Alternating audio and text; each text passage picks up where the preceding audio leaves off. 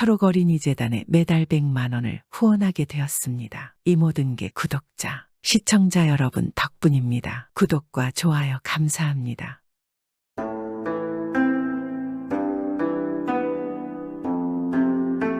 옛날 옛적에 조선시대에 돌쇠라는 사람이 있었습니다.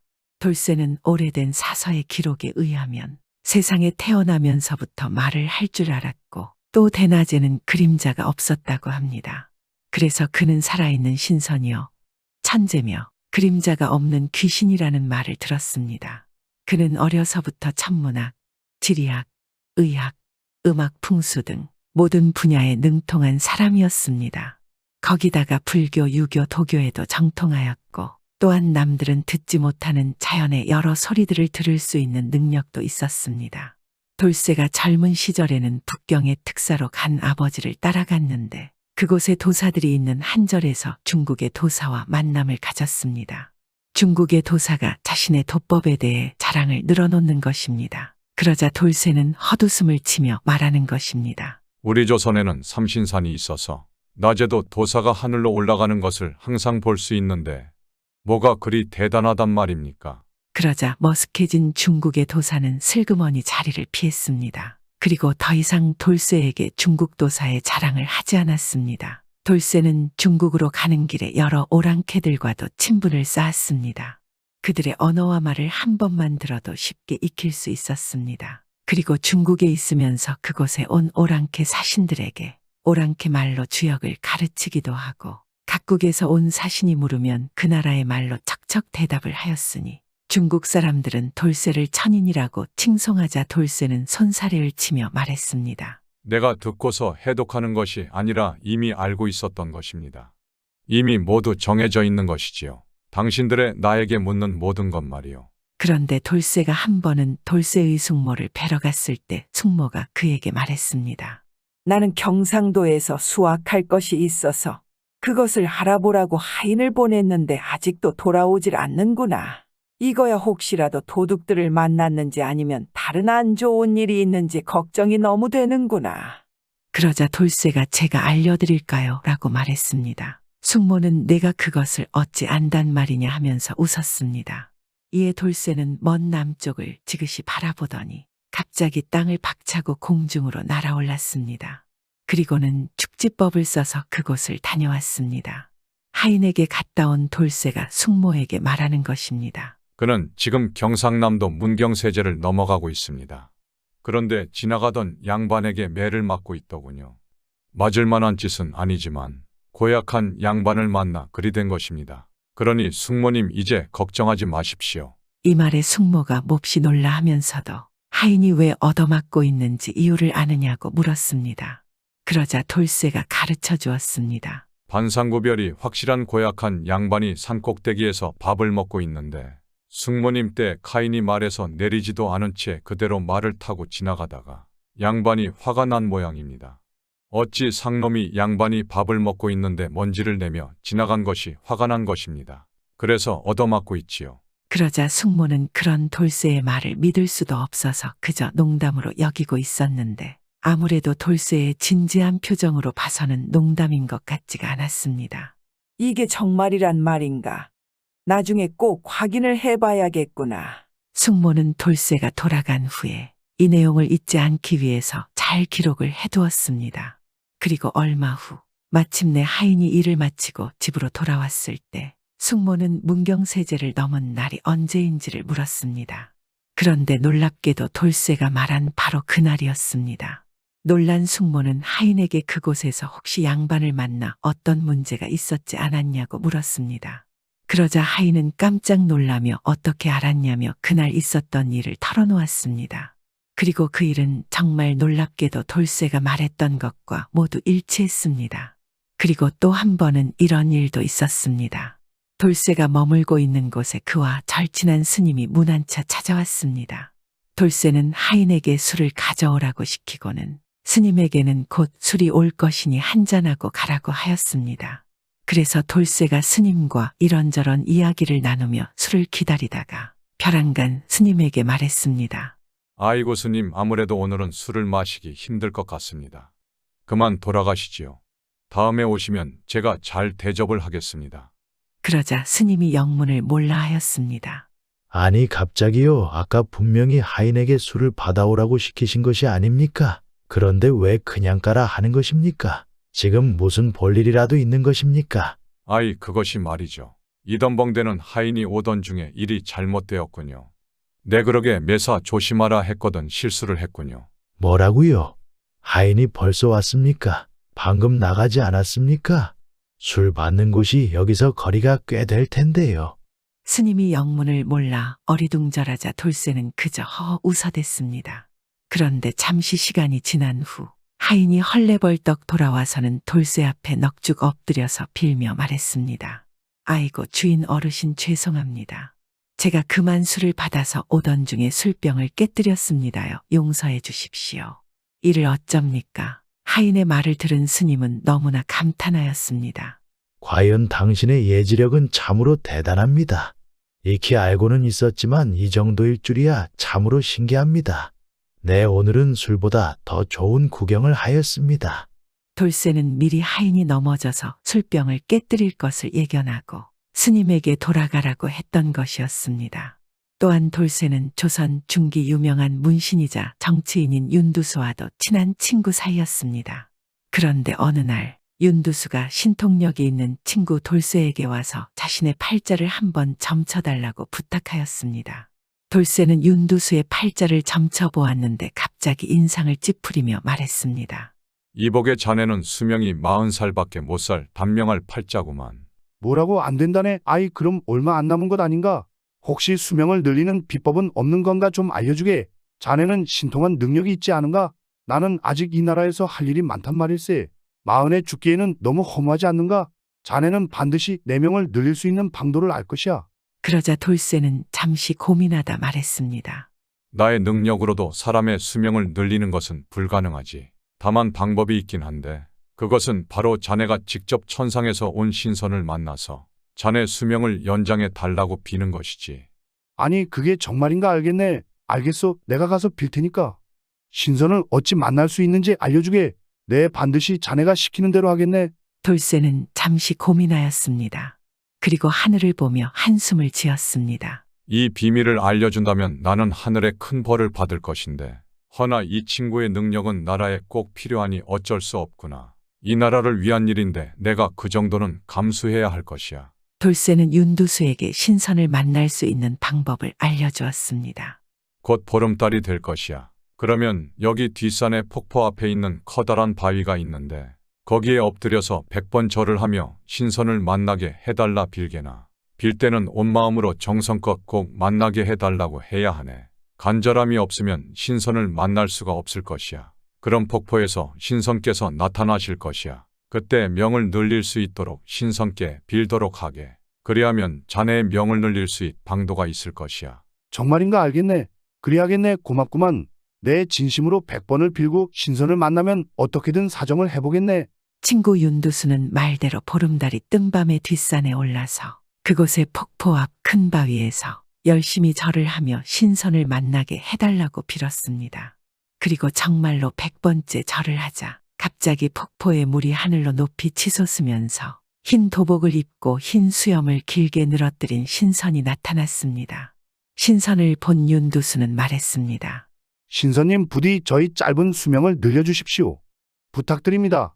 제가 이 나라에 할 일이 많습니다. 그러기에 40은 아무것도 할 수가 없습니다. 제 수명을 늘려주신다면 백성들에게 반드시 쓰임이 있는 사람이 되겠습니다. 간청하고 간청합니다. 이미 천한 놈의 청을 반드시 들어주십시오. 그러자 신선은 고개를 끄덕이며 말했습니다. 오냐, 너의 소원을 들어주마. 하지만 나를 만나는 방법은 1000개의 비밀이거늘 어찌 이것을 누설했단 말인가. 이 방법을 알려준 돌쇠놈의 수명을 줄여서 너의 수명으로 바꿔 연장할 것이다. 돌쇠의 놈이 이런 일이 자신에게 일어날 수 있는 것을 알고 있을 터인데 어찌 그리한 것이지. 그러자 윤두수는 깜짝 놀랐습니다. 자신의 생명을 늘리기 위해 친구의 명줄이 줄어드는 것은 생각도 못했습니다. 단지 자신만의 수명만 생각한 것입니다. 그래서 신선에게 다급하게 말하는 것입니다. 신선님 아닙니다. 그 친구는 아무 죄도 없습니다. 단지 제가 수명을 늘리는데 정신이 나가서 부득이 청한 것입니다. 그런데 신선은 아무 말 없이 폭포 속으로 사라져 버렸습니다. 윤두수는 어쩔 수 없이 산을 내려왔고 이 사실을 돌쇠에게 말을 하였습니다. 그러자 돌쇠는 손을 내저으며 말하는 것입니다. 내 앞날을 보니 나보다는 자네가 더 살아야 많은 사람들이 고통 속에서 벗어날 수 있다네. 나같이 앞날을 보고 도술이란 것을 부리는 것은 수많은 사람들에게 득이 안 되네. 세상을 혹하게 만들며 나를 이용하려는 사람들이 많이 생겨서 분명 큰 재앙이 생길 것이야. 돌쇠는 이것도 자신의 운명이라며 그저 웃었습니다. 그 뒤로 정말 윤두수는 장수하였고 돌쇠는 단명하였습니다. 이렇듯 신통력 특히 앞일을 맞히는 능력이 타고났던 능력자 돌쇠는 실존하였던 정념이라는 인물입니다. 그는 후에 북창선생이라 불리며 아직도 그 의묘가 경기도 양주에 있습니다.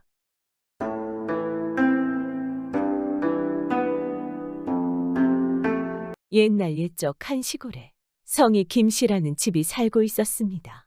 이 집은 재산도 많고 인심도 좋은 집이었습니다. 그런데 슬아의 자식이 없어 늘 섭섭하게 지내다가 늙음하게 아들 칠복이를 보았습니다.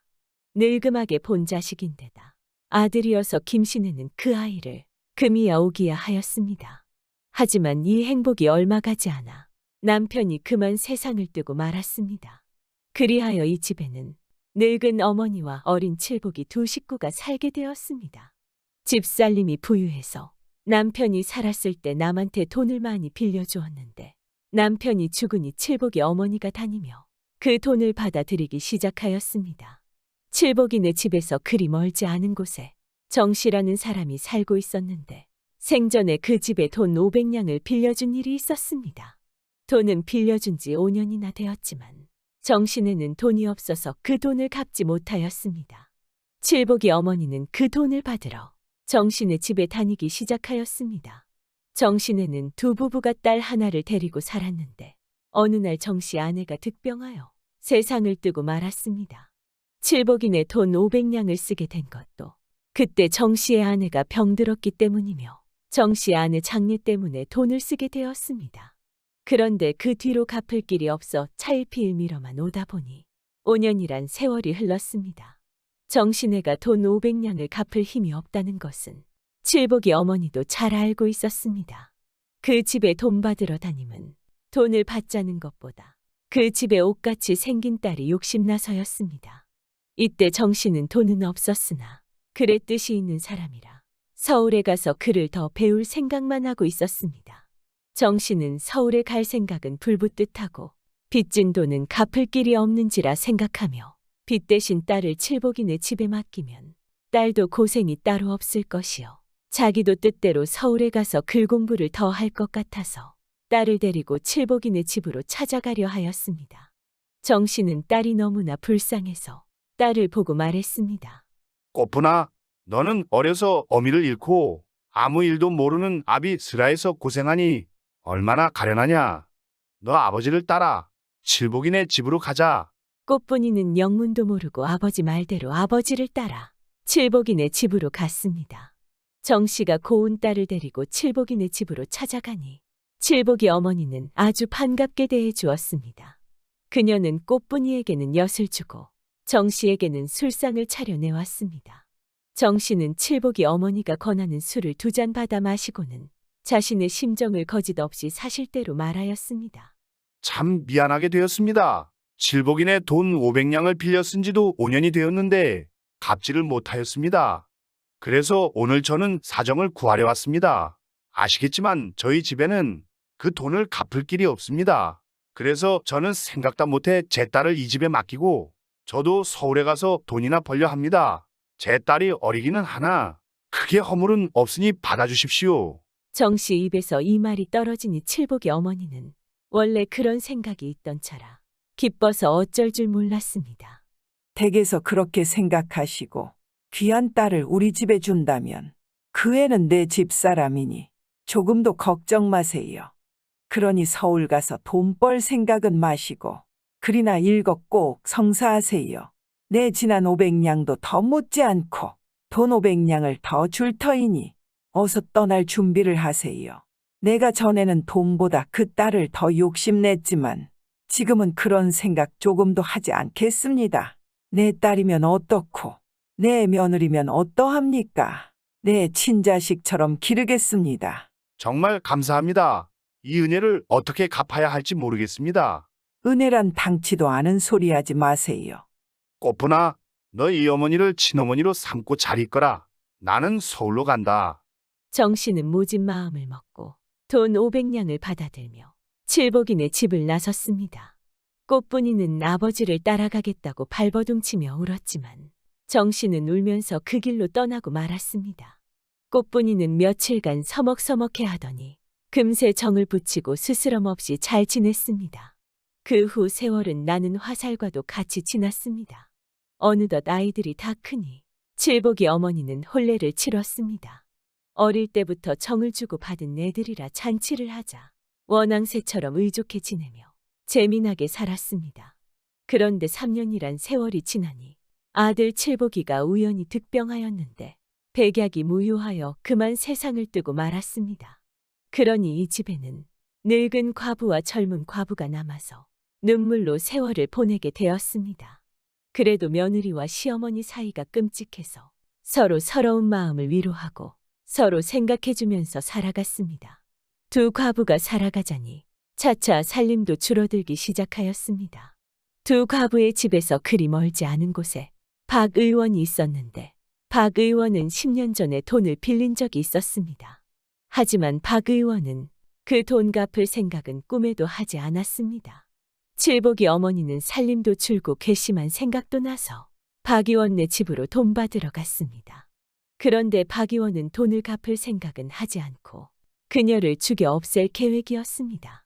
돈은 오늘로 갚아드리겠는데 집에 돈이 없으니 돈을 받겠으면 나를 따라갑시다. 박 의원이 이렇게 말하고 일어서니 칠복이 어머니는 그의 뒤를 따랐습니다. 한참 가다 보니 인적이 드문 다리 밑으로 그녀를 데리고 들어가더니 갑자기 칼을 빼들고 그녀의 멱살을 틀어 잡았습니다. 자, 돈을 줄 테니 받아라. 박 의원은 날이 새파랗게 선 칼을 빼들고 당장 목에 박으려 했습니다. 그녀는 정신 나간 사람이 되어 사람 살려달라 소리를 쳤습니다.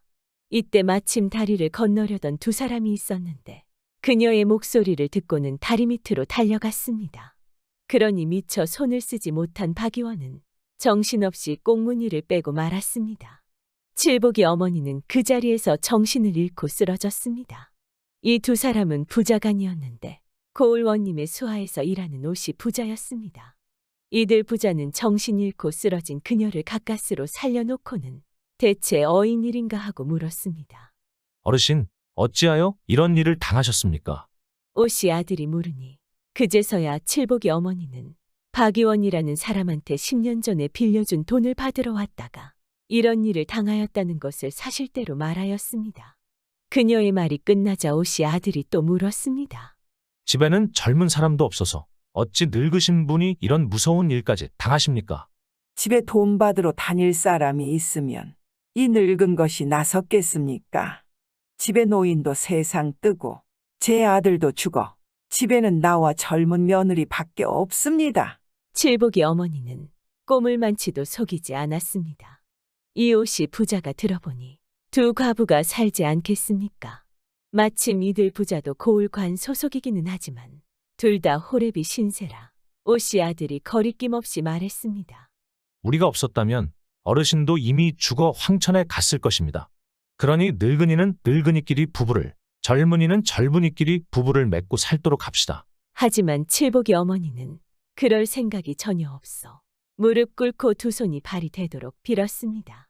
하지만 옷이 부자는 듣지도 않고 그녀를 끌고 그녀의 집으로 향했습니다. 꽃분이는 시어머니를 보내놓고 날이 어둡도록 시어머니가 돌아오지 않으니 근심이 되어 밖에 나가서 기다리고 있었습니다. 그런데 들어오는 걸 보니 시어머니가 앞에서 억지로 걸음을 옮기고 뒤에 웬 낯선 남정 둘이 따라 들어왔습니다. 칠복이 어머니는 옷이 부자를 사랑방에 들어가게 하고 집에 들어오는데 인사를 해도 인사를 받지 않고 들어와 앉았습니다. 꽃분이는 시어머니를 보고 대체 어찌 된 일인가 하고 물었습니다. 그러니 며느리인 꽃분이를 보고 박 의원이 자기를 다리 밑에 끌고 가서 자기를 죽이려는 것을 저 사람들이 살려줬는데 살려주고는 저들 부자가 너와 나와 부부간을 맺자니 이런 일이 어디 있느냐 하며 자초지종을 다 말했습니다. 그러니 꽃분이가 화가 나서 말했습니다. 어머님, 사람이 이런 예의가 어디 있습니까? 물건이나 돈을 내라면 몰라도 사람 살리고 그 사람과 살겠다니 예의가 아닌 것 같습니다. 그 사람들더러 우리 사랑해서 살겠으면 살라고 하세요. 그렇지만 그들과 부부는 맺지 못합니다. 칠복이 어머니는 옷이 부자를 보고 돈을 내라면 돈을 내고 물건을 내라면 물건은 낼 수 있으나 같이 살 수는 없다고 딱 잡아떼며 말했습니다. 그러나 이 부자는 물러가지 않고 거기서 살면서 두 여인을 차지할 생각만 하였습니다. 오씨 아들은 칠복이 어머니를 죽여버리고 꽃분이와 강제로라도 부부간을 메어 살자고 들었습니다. 오씨 아들은 악한 마음을 먹고 칠복이 어머니를 죽이려 비상을 사러 박의원네 집으로 갔습니다. 박의원은 비상은 독약이라며 팔지 않겠다고 하였습니다. 그러니 오씨 아들은 박의원을 보고는 소리치며 말했습니다. 너 나한테 비상을 팔지 않으면 그때 다리 밑에서 그녀를 죽이려 한 사실을 관가에 고할 테니 잔말 말고 어서 비상을 내놓아라. 박의원은 죄를 지은 사람이라 하는 수 없이 오씨 아들에게 비상을 팔았습니다. 오씨 아들이 비상을 사가지고 오니 칠복이 어머니는 감기에 걸려 몹시 앓고 있었습니다. 오씨 부자는 다 더러운 마음을 먹었는지라 서로 제 생각을 하며 그녀의 곁을 떠나지 않았습니다. 오씨 아들은 꽃분이가 끓여온 죽에 몰래 비상을 풀어넣고 어머니 하며 죽물을 마시라 하였습니다. 그래 놓고는 슬그머니 나왔습니다. 이때 칠복이 어머니는 배가 아프다고 배를 안고 돌며 야단이었습니다. 그러다 시간이 좀 지나니 그녀는 나아지기 시작하였습니다. 오씨는 칠복이 어머니를 보고 죽물이라도 마시라고 권하였습니다. 하지만 그녀는 아무 생각도 없는지라 오씨를 보고 어서 마시라 하였습니다. 서로 한참 권하다가 오씨가 배고파서 결국 죽물 한 사발 다 마셨습니다. 그러자 오씨는 배를 끌어안고 구르더니 죽고 말았습니다. 오씨 아들이 이제는 칠복이 어머니가 죽고 자기 뜻을 이루게 되었다고 들어와 보니 죽으라는 그녀는 죽지 않고 자기 아버지가 죽어 있지 않겠습니까? 결국 남을 잡으려다 자기 아버지를 잡고 말았습니다. 오씨 아들은 자기가 한 일이지만 모르는 채 하고는 날뛰며 남을 잡자고 들었습니다. 어느 놈이 내 아버지한테 독약을 먹여 죽였는지 바른 대로 말해라. 누구도 모르는 일이니 아무도 대답이 없었습니다. 오씨 아들은 칠복이 어머니가 자기 아버지한테 독약을 먹여 죽였다고 관가에 고하였습니다. 그리하여 그녀는 애매한 살인죄를 지고 관가에 잡혀오게 갇히게 되었습니다. 관가에서는 살인죄를 인정받자고 날마다 그녀에게 갖은 악행을 다하였습니다. 그래도 그녀는 자기가 한 일이 아니어서 죽기를 맹세하고 인정하지 않았습니다. 하루 이틀 지나니 그녀가 악행을 며칠 더 받지 못하고 말 것 같았습니다. 이때 꽃분이는 시어머니를 생각하여 관가에 찾아가 오씨에게 독약을 먹여 죽인 것은 자기니 시어머니를 내놓고 자기를 죽이라 하였습니다. 관가에서는 꽃분이 말을 듣고는 칠복이 어머니를 풀어주고 꽃분이를 진짜 살인범으로 가두었습니다. 관가에서는 아무날 살인한 꽃분이를 죽인다고 공고를 붙이었습니다. 고을 사람들이 들어보니 꽃분이가 오씨를 죽일 이유가 없고 행실 고운 그녀가 살인할 리 만무했지만 확실한 증거도 없고 또 살인은 제가 했다고 자진해 나선 것이라 할 말이 없어 묵묵히 형장에 나왔습니다. 관가에서는 꽃분이를 죽이기 전에 무슨 할 말이 없느냐고 물었습니다. 꽃분이는 마지막 말을 하기 시작했습니다. 우리 불쌍한 시어머니, 올 때 갈 데 없게 되었으니 관가에서 우리 시어머니 잘 돌봐주세요. 이 상황에서도 꽃분이는 시어머니 생각뿐이었습니다. 때가 되니 회자수가 칼을 빼들고 꽃분이를 힘차게 내리쳤습니다. 결국 꽃분이는 억울하게 세상을 뜨고 말았습니다. 이때 서울 올라간 꽃분이 아버지, 즉 정씨는 생각과 같이 글 공부를 하고 과거에 급제하여 임금에게서 마패를 받아 암행어사가 되어 조선 팔도를 돌아다니게 되었습니다. 어느 날 정씨는 고향 생각도 나고 딸도 보고 싶어서 고향 시골로 먼저 찾아왔습니다. 먼저 거처를 정하고 민심을 살피리라 생각하고 첫날 밤 자리에 누워 자는데 비몽사몽간에 딸이 찾아와 구슬피 울면서 말하였습니다. 아버지, 이 딸은 3년 전에 원통하게 죽었으니 딸을 보지는 못해도 이 딸의 원수를 갚아주세요. 3년 전에 저를 죽인 관서가 동원에 보존되었으니 찾아보시고 흉수를 잡아 없애고 이 세상을 깨끗하게 하여 주세요. 정 씨는 깜짝 놀라 깨고 보니 꿈이었습니다. 이튿날 그는 민가에 돌아다니며 민심도 살피고 칠복이 어머니에게도 찾아갔습니다. 그녀는 죽지 못해 살아가는데 그날 충격으로 정 씨도 알아보지 못하였습니다. 그렇게 온종일 돌아다니다 또 잠자리에 누우니 비몽사몽간에 딸이 찾아와서 하는 말이 아버지 그 옷이 아들이라는 녀석을 잡아서 족치면 모든 것을 알게 될 것이에요 하고는 사라졌습니다. 이튿날 정 씨는 햇빛 같은 마패를 번쩍이며 어사출도를 부르고 당장 그 옷이 아들을 잡아오라고 명하였습니다. 무서운 소리에 산천초목이 다 벌벌 떠는데 옷이 아들놈이 잡혀왔습니다. 너 이놈, 내 죄를 내가 알 것이니 바른 대로 고하라. 소인은 죄진 일이 없사온데 현명한 어사님께서는 어이하여 무죄한 저를 잡아서 문초하십니까? 내가 무고한 사람을 잡아 문초하면 하늘이 내게 천벌을 내리리라. 너 3년 전에 칠복인의 며느리를 애매하게 죽게 한 죄를 모르겠느냐? 옷이 아들은 벌벌 떨면서도 자기 아버지를 죽인 자는 바로 며느리인데 자기한테는 죄가 없다고 하였습니다. 이때였습니다. 공중에서 벼락치는 듯한 소리가 나더니 뒤이어 너희 비상은 어디서 사왔느냐 하는 소리가 들려왔습니다. 하늘이 내려다보고 소리치는데 더는 속일 수 없어 옷이 아들은 넋을 잃고 벌벌 떨며 자기 죄를 털어놓았습니다. 정씨 즉 어사는 분이 상투미까지 뻗치며 박의원을 당장 잡아오라고 불같은 호령을 내렸습니다.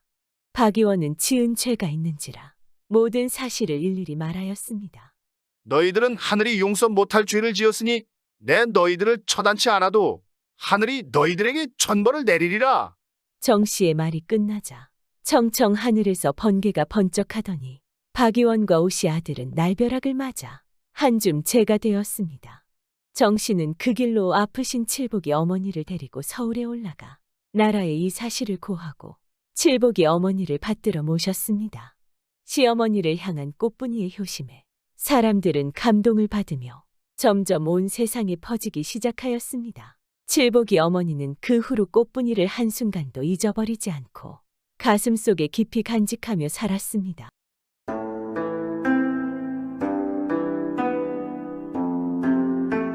아주 먼 옛날 자식이 없는 노부부가 살고 있었습니다.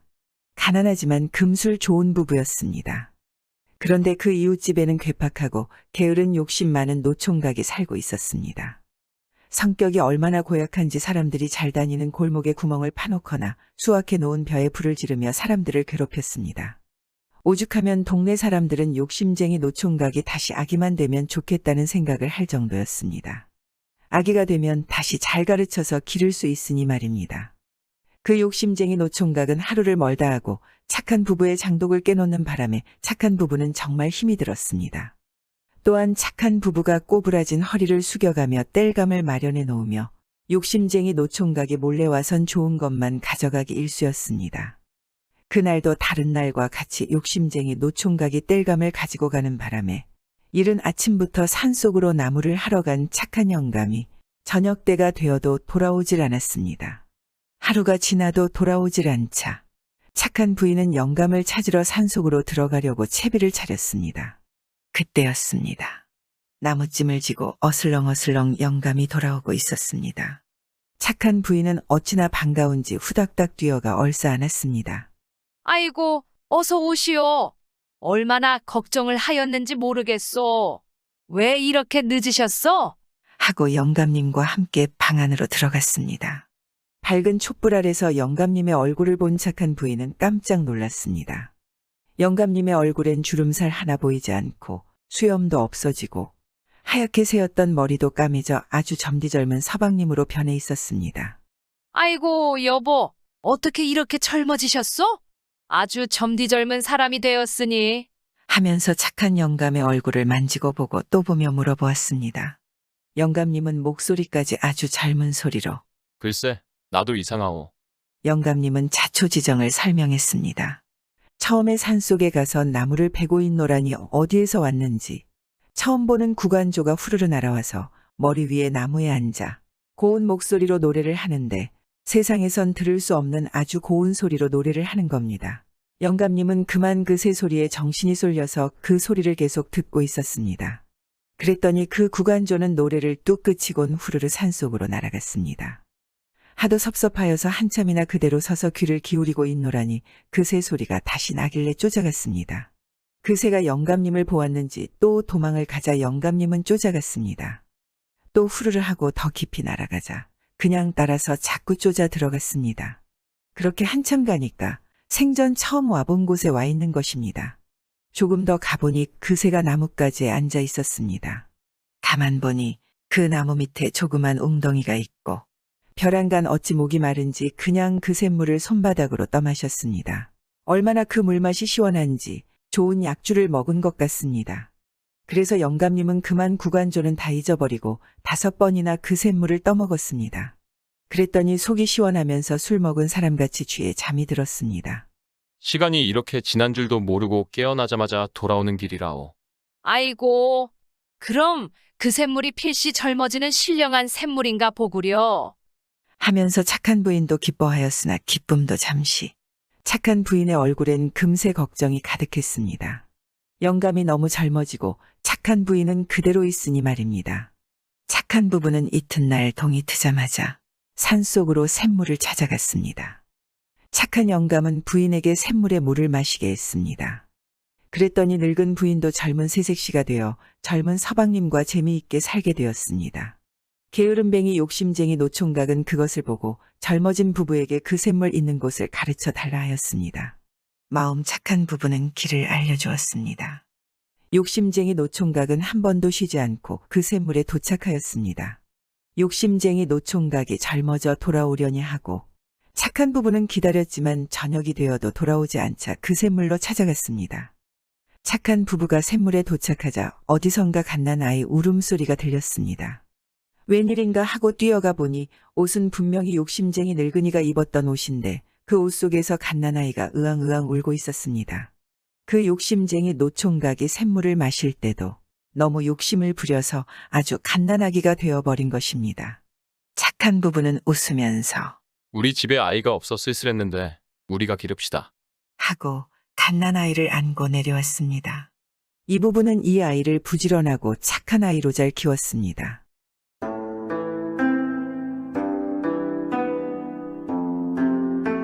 옛날 옛적에 어느 강가 마을에 한 낚시꾼이 살았는데 이 사람은 날마다 강에 가서 낚시질을 해서 먹고 살았습니다.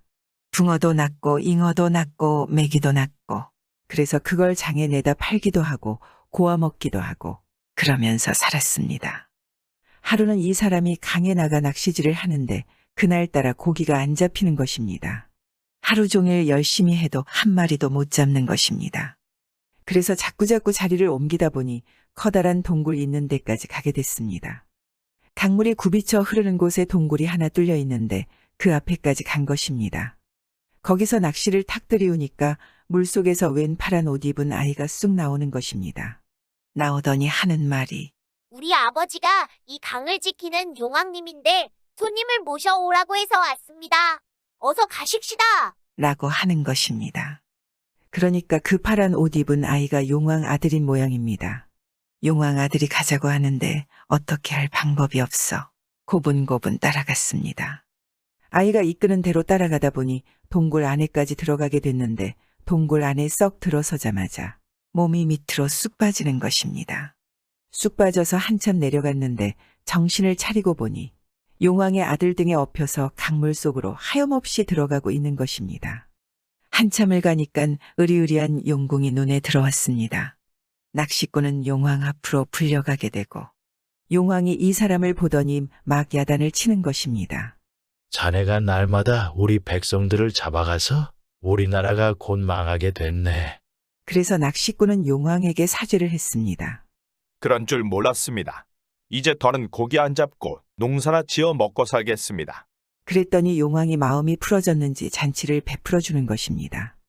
아주 맛난 음식 많이 차려서 잘 대접을 해주기에 얻어먹었습니다. 얻어먹고 놀다 보니 사흘이 지났고 사흘이 지나서 용왕님 이제 그만 가보겠습니다. 그동안 감사했습니다. 하니까 가보라고 했습니다. 그래 이 사람이 용궁에 들어갈 때처럼 용왕 아들 등에 업혀서 물 밖으로 나왔습니다.